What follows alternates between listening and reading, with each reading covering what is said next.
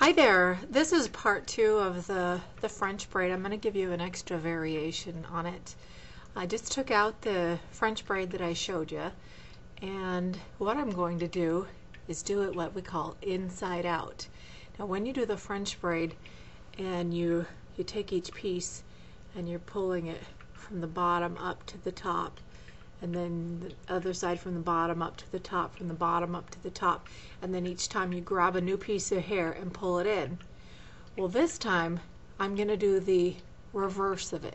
So instead of doing a braid, like if I just take 3 sections here and see how I go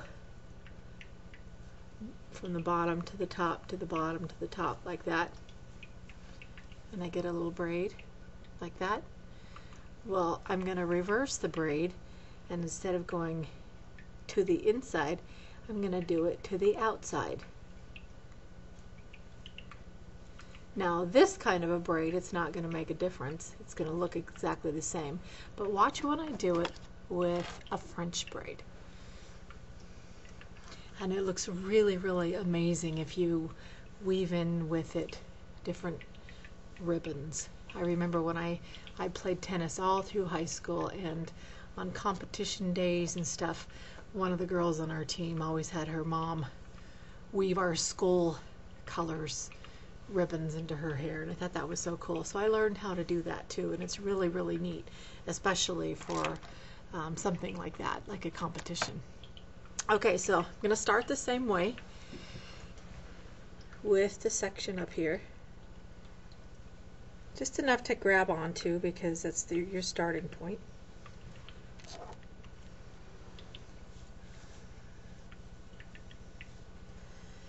And then you're dividing into 3 again, like the other one.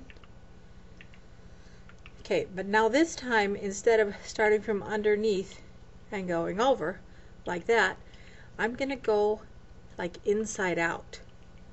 And I'm going to go, instead of under over, I'm going to go just the complete opposite. It doesn't really look all that different, and it doesn't feel all that different, but you'll see when I'm done how different it does look. Instead of pulling it from over, I'm going to do it from under. So then each section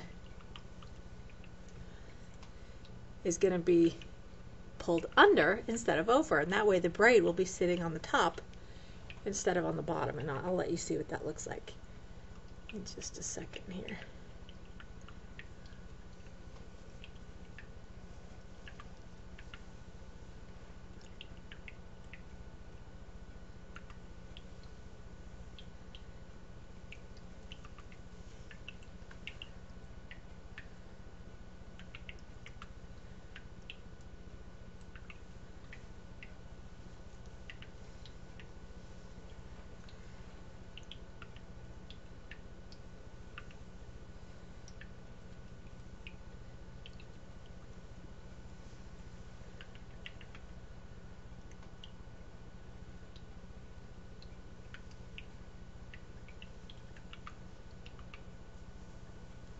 Starting to take shape here yet, so you can see what it's different about this way.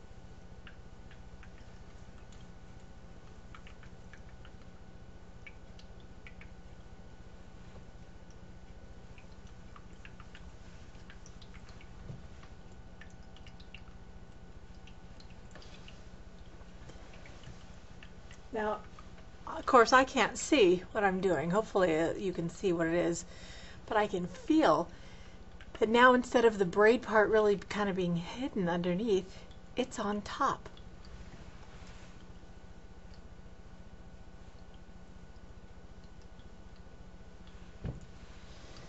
I can feel that. So then, you know, same thing here. I can finish that off with some ribbons, with, you know, rolling it up, tucking it under. I'll have a fun little ribbon flower thing that I could use on that. But so that's like the inside out French braid, and the possibilities really are infinite because you can do them really, really tiny right across here like a headband. You can do 2 of them down here. You can do, like I said in the other one, a cascade from left to right and end it right here.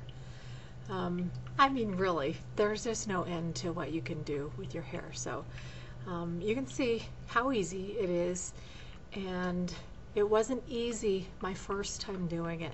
So if I made it look easy and you try it and you can't do it, don't be frustrated, okay? I was frustrated my first time doing it too, and that was many, many moons ago. You know, that was maybe, I don't know, 25 years ago, I don't know, but again, practice makes perfect. You just keep on trying it, and then what's really fun is to take little pieces of flowers and things like that and put them in. And this kind of hairstyle, maybe for every day for a woman, is not practical, but what if you're camping? What if you're backpacking?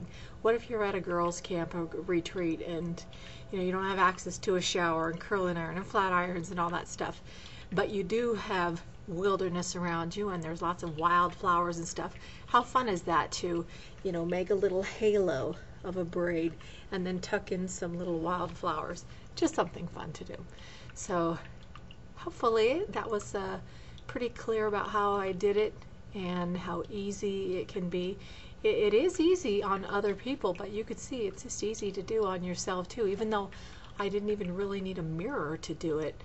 But you know, you can feel with your hands. I remember there was a girl in my English class, her name was Wendy, and she had really short hair, and she did 2 of these like this every day right after lunch.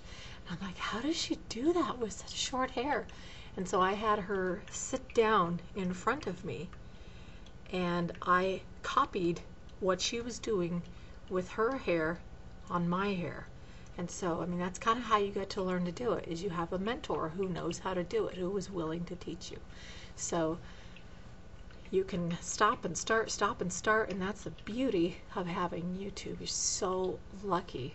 We did not have anything like this when I was a teenager. So hopefully you find that of value, and please do share it and let me know what happens when you try it.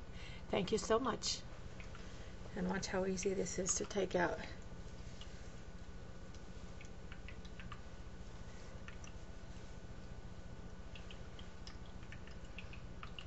Easy.